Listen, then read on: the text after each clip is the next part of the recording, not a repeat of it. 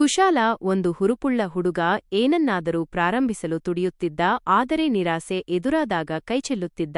ಒಂದು ದಿನ ಅವನು ತೋಟದಲ್ಲಿ ಅಲೆದಾಡುತ್ತಿದ್ದಾಗ ಓರ್ವ ವೃದ್ಧ ಸನ್ಯಾಸಿ ಅವನನ್ನು ಕಂಡು, ನಿನ್ನೊಳಗೆ ಅಪಾರ ಶಕ್ತಿಯಿದೆ, ಆದರೆ ನೀನು ಅದನ್ನು ನಂಬುತ್ತಿಲ್ಲ ಎಂದರು.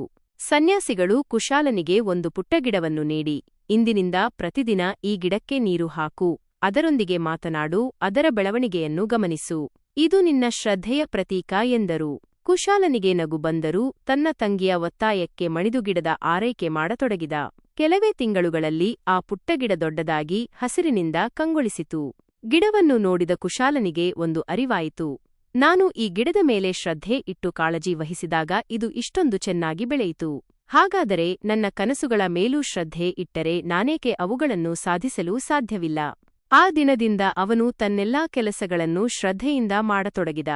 ವೈಫಲ್ಯಗಳು ಎದುರಾದರೂ ಹಿಂದೆ ಸರಿಯಲಿಲ್ಲ. ಅಂತಿಮವಾಗಿ ಅವನು ಹಳ್ಳಿಯ ಅತ್ಯಂತ ಯಶಸ್ವಿ ರೈತನಾಗಿ ಮತ್ತು ಜನಪ್ರಿಯ ಮಾರ್ಗದರ್ಶಕನಾಗಿ ರೂಪುಗೊಂಡ. ಈ ಕಥೆ ನಿಮಗೆ ಇಷ್ಟವಾಯಿತೇ? ನಿಮ್ಮ ಶ್ರದ್ಧೆಯನ್ನು ಪೋಷಿಸಲು ಈ ಕಥೆ ಸ್ಫೂರ್ತಿ ನೀಡಿದೆಯೇ? ಮತ್ತಷ್ಟು ವಿಡಿಯೋ ನೋಡೋದಕ್ಕಾಗಿ ಲೈಕ್ ಮಾಡಿ, ಸಬ್ಸ್ಕ್ರೈಬ್ ಮಾಡಲು ಮರೆಯಬೇಡಿ. Thank you for watching.